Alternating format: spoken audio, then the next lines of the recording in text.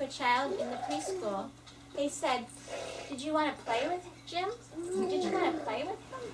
He said, "Yeah, I like him." That's why he couldn't verbalize it, but he liked that kid. That's why he pounced on him and tried to choke him. So sometimes children's physical aggression is mistaken. And if we don't bother asking a question, we just think, "Oh my God, this kid's out of control. He's dangerous. He's going to grow up and be one of those people you read about in the news." We jump to that, right? Because we're reading this stuff in the newspapers. But That's what the adult about thing. just size-wise, they're not equal? So now, Well, they're not equal. There's little tiny kids. I mean, look at the babies in this room. There's big ones, there's little ones.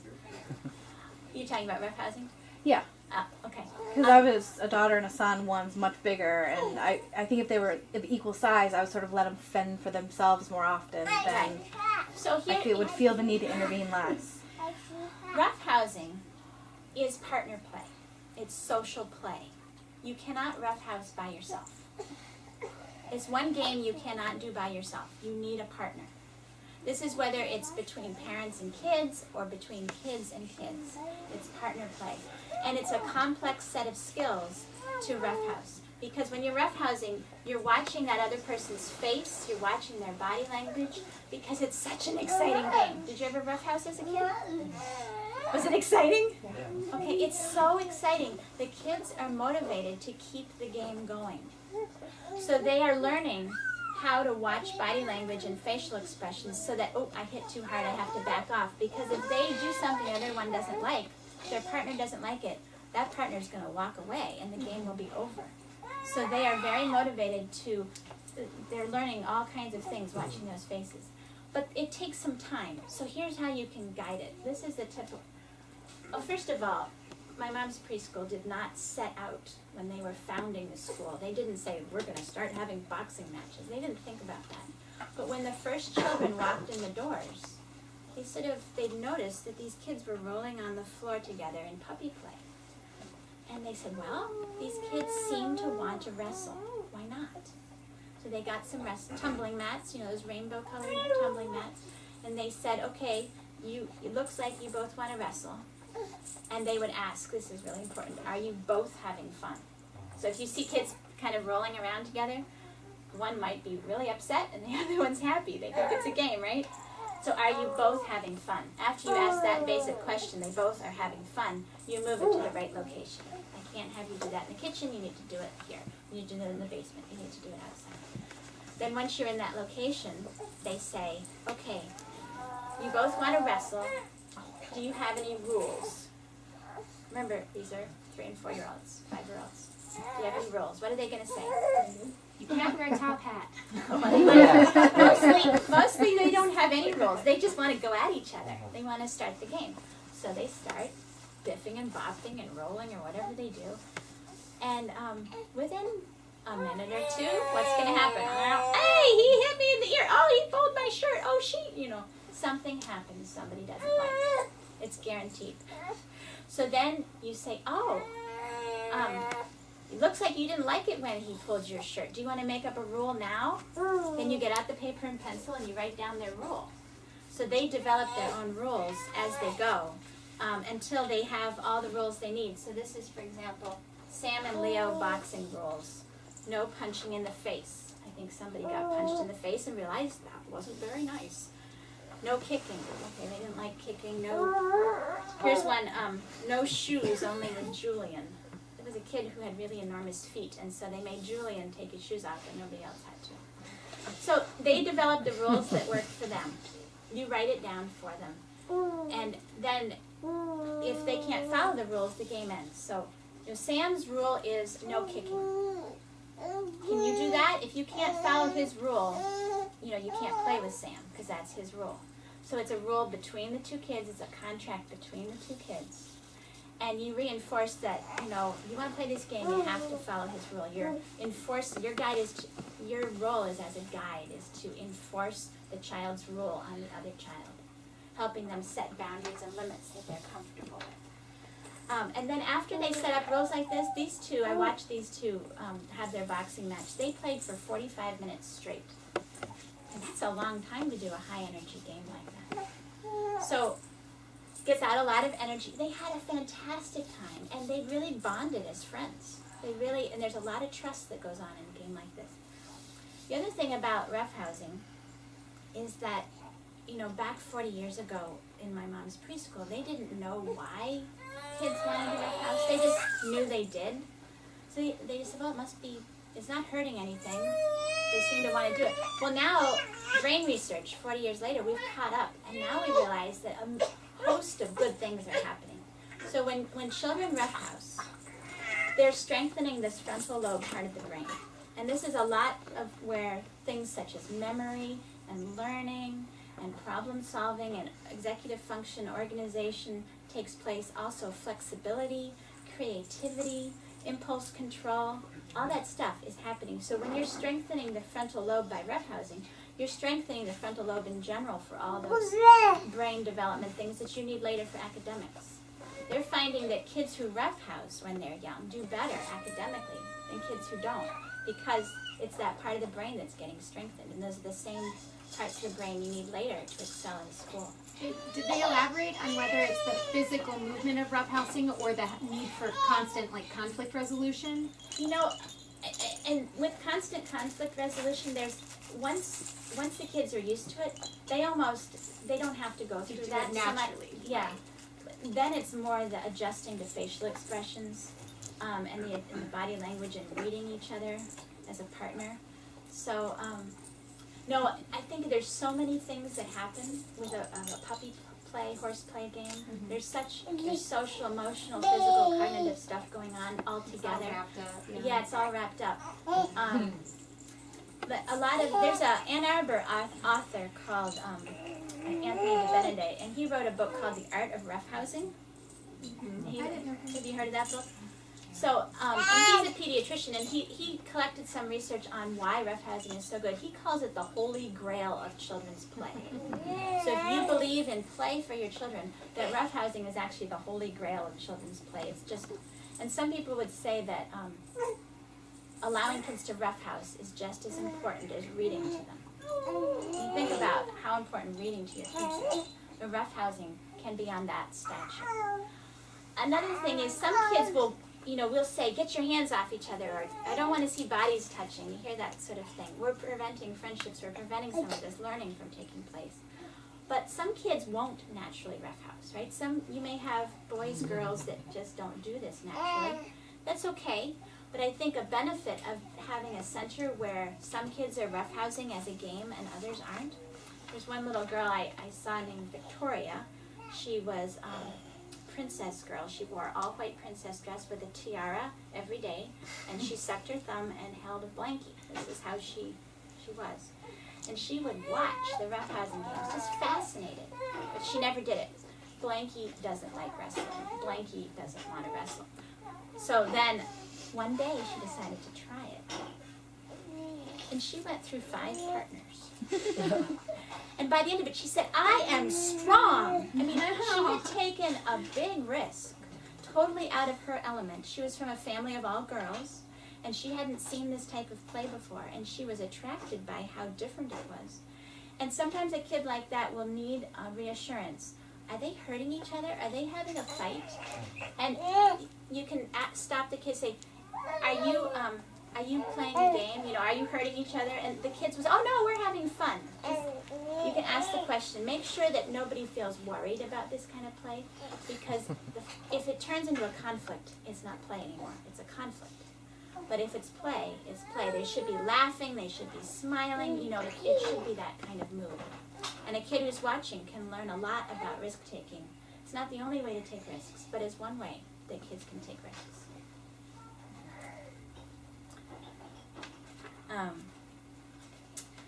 So, if you're ready, I'm going to go into weapon play. This is I just heard a big sigh. This is hard for us as adults. Children, some kids don't seem to need this kind of play. You may have a child in your home who does not need weapon play, or you may have a child who cannot live without it. The children will guide us on this. There was a child, and there's lots of parents who started out when they have kids having one strong opinion, and by the time they've had a couple kids or a a few years have gone by, they've changed their mind 100%. We have to trust the children's play. There's a boy that I know who, his neighbor was allowed to play with toy guns, and he was not. And so he would run around with a toilet plunger, pretending it was a gun.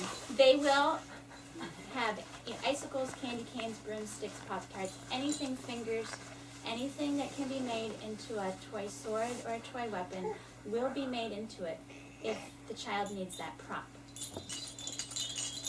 Why do toys exist in the world? They are props.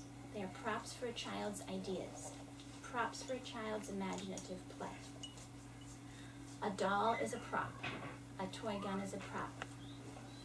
They've discovered not only that boys move more physically, but that boys play with props more. They manipulate objects in their hands as they play more than girl children do. So they've studied it and watched it and analyzed it. So prop play is important for both girls and boys. That's why we have toys. That's why we allow them to play with objects, or they play with objects naturally. But for a boy, it's even more important to be able to play with a prop. And just as we would not deny a child to play with a doll, my belief is it's a child's right to be able to play with a prop to develop their game idea, whatever their game idea is. Here's where the limits come in. They need to feel safe, the people around them need to feel safe, and they need to not hurt people or property. They need to know that there are limits so they can play their game, but they can't hurt people or property. That includes feelings. So if somebody's scared, that needs to be addressed. If somebody's worried, is that a real gun? You need to stop and ask. You need to set boundaries. So for example, my 5-year-old, he has an arsenal of weapons. He has a deep, deep need. I think he came out of the womb shooting. As a young child, he's a deep, deep need for weapon play. My older son, he couldn't care less. He's never touched one. Kids come differently. So my younger one will be in the backyard going bang, bang, bang to whatever. And if somebody, and the neighbor walks over, he has learned to ask, do you want to be shot? That's his question. So if the person says no, he will turn and shoot the trash can or something instead. But if the person says, do you want to be shot? And you say yes, he'll shoot you and they go, you join in the game. It's hard for us to think through this. Right now, pirates are very popular. And when we see a kid dressed up as a pirate, we think, oh, how cute, arr, matey. Pirates are robbing, thieving, raping, murdering thugs. That's what they are. They always have been. Pirates still exist. But when we see a kid playing pirate, we think, oh, that's fantasy. That's pretend play. We don't worry, oh, my child's going to grow up and be a pirate. Right? It's not the first thought. We recognize it as fantasy play. But if it's not a pirate, somehow we get worried. We have to look at our own inconsistencies here. What they're realizing, kids have a lot of development to do when they're young. And one of the big, big ones is moral development. And when they are playing these kind of superhero games or good guy, bad guy games, this is called epic play. It's moral play. It's sorting life, good guys, bad guys, good and evil. It's exploring power and victim. It's exploring life and death. Oh, I'm dead, you got me, and then you get back up again. It's all kinds of, it's about saving the world. It's about feeling like a hero. There's people I watch changing children's play. So for example, they're trying to instill peace into their kids. And they'll say, well, instead of having the Tyrannosaurus Rex attacking the baby, why don't you have them all be friends? Like, well, there goes the drama of the game, because they need to have the bad guy. It's a basic thing of all books and movies. You need a bad guy. Kids have this in their play. They need the bad guy. Then they come in and save the day. Usually, if you watch the play, it's about the kids experiencing both sides of good and bad. So sometimes they'll be the bad guy. Sometimes they'll be the good guy. That is part of moral development, to be able to switch sides, to see a life from a different perspective. That's empathy, that's moral development. And practicing being the hero is very important work. Practicing all this good and bad, all the Star Wars, good and evil stuff. It's important development. It's emotional and social development. And often it involves a prop. That's where we get worried. If they didn't have the prop, we don't get so worried. I think it's about respecting a child's play ideas. when we say that's not a sword, that's a magic wand. I mean, I see this in a lot of preschool programs. Or, that's stick it. That's not a sword. That's a magic wand. Or it's only for good. Or it's only for peace. Or it's the kindness sword. We need to teach kindness in other ways and let them have their game. If there's a problem, if they're treating each other well, they're having a game together, and they're laughing and it's social, then it's fine. It's not hurting people or property. If there's something that comes up that's a problem, well, then it's a conflict. If they're, if somebody gets hurt, watch what they do. They completely drop the fantasy, and they'll come over. Oh, are you okay? They'll make sure that her knee's not hurt. They show that concern.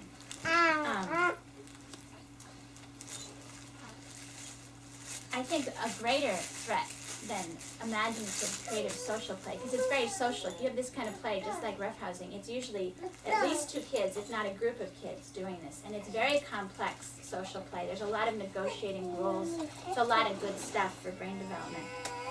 But what we need to limit instead is what I would call the structured. So screen time, that maybe watching movies about the violence, that's much more destructive than letting the kids play it. Screen time, indoor time, any adult-led structured activity, that's much more scary than having this kind of play going on. I think if we ban weapon play, let's say a child is very interested in gun play, and we say we don't do that in this house, or we don't do that here, it doesn't stop their interest. They will continue to be fascinated with guns. They will just take their interest behind your back and underground. You cannot stop them from being interested. And that is much, much more scary. If a child is fascinated by guns and only does it behind your back, that's the kind of kid who's going to find the loaded gun at your friend's house or grandma's house or something. How many of you at a play date ask, do you have a gun in your house when you go over? How many of you ask that of a family? Oh, Michigan probably would. There are 60% of Michigan households have guns. 60% of us. So, guaranteed, somebody that you've taken your kid's house to have guns. They may not be stored properly. They may not have the ammunition separate. Our job is to let the kids have their play ideas, and it's up to us as adults to keep our kids as safe as can be. So we need to ask that hard question. Just couch it. Say, if you haven't been to the house before, do you have a dog? Do you have a swimming pool? Do you have a gun? Because some kids are scared of dogs. And just ask the questions. That's one thing we need to do. If you're a gun owner, you need to keep them safe. We all need to teach gun safety. There's some good ways to do that with young kids. Kids need to know that real guns are dangerous and hurt people, but that toy guns is something that they can play an idea out with. So, and it's up to us, if we care about safety and gun issues, to take real action in the real world about gun control or mental illness or all these real world issues. But we need to separate them. Because when our kids play with a toy weapon, we freak out about all the adult political stuff. When really, we need to take action there as adults and let the kids play out and have their moral and emotional development unfold as it should. Some of you may or may not agree with that, but I think if your kids really have a deep need for it, it's respectful of us to let them fill that need just like any other need. It's getting hot. I'm going to get into one more topic, and then I think we'll have some Danielle's gone. So more questions or whatever she wanted to do next. She wants to play a 15-minute video. Okay. By Beth Bock, a guru of play. I wanted to mention some social friendship issues. One of the fundamental rights I think that kids have is the right to play with a chosen friend. Now, this is something that is sort of universally accepted. The UN Convention on the Rights of the Child has this as one of the things, that a child should be able to choose their own friends. But it's a radical thought, because if you're allowed to choose to play with one other person or 2 other chosen playmates, that means you have the right to exclude somebody else. So that's where it gets radical, as it gets into this exclusion side of things. The right to choose playmates means you have the right to play by yourself. This in a center, it could be you can play by yourself in a certain spot without the other kids having to bother you. In a family, you don't always have to play with brothers and sisters. You have the right to be by yourself, and that right, just like playing with a toy and not being done with it, it's a right that needs to be protected.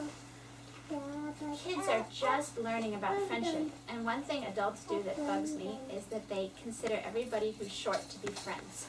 They'll say things like, okay, all my friends sit down on the rug, or all my friends, they're not friends. They're all about the same age. They may or may not like each other. They have distinct personalities. You do not like everybody you meet, and you're not friends with everybody you meet. But we do have to treat each other respectfully. We have to treat each other decently, and the kids need to learn that too. You don't have to like everybody. You don't have to be friends with everybody, but you do have to treat people decently. So one thing you'll hear in a lot of programs is, we don't say you can't play. In other words, everybody has to accept everybody. Here's what happens when you do that. Let's say I saw two girls playing with a housekeeping area, and this other girl wanted to join, and the adult said, okay, you have to let Sarah play with you. And so what happened was, since they were forced to accept her into their game, they said, all right, you're the baby, and you're a sleeper. They're going to find a way to exclude if they're forced to include. It's not truly including. Now the example I gave about the boy in the tiger suit who was included, notice what they did there. They found the hidden fear. They found the real issue. A lot of times, instead of forcing a friendship, you can't force friendships. You can force kids to be in proximity, but you can't force them to really have a relationship together. Which is even more dangerous, by the way. Yeah. For many reasons. But if you respect them enough to ask them a question, and usually it's a hidden fear, you can get rid of a lot of that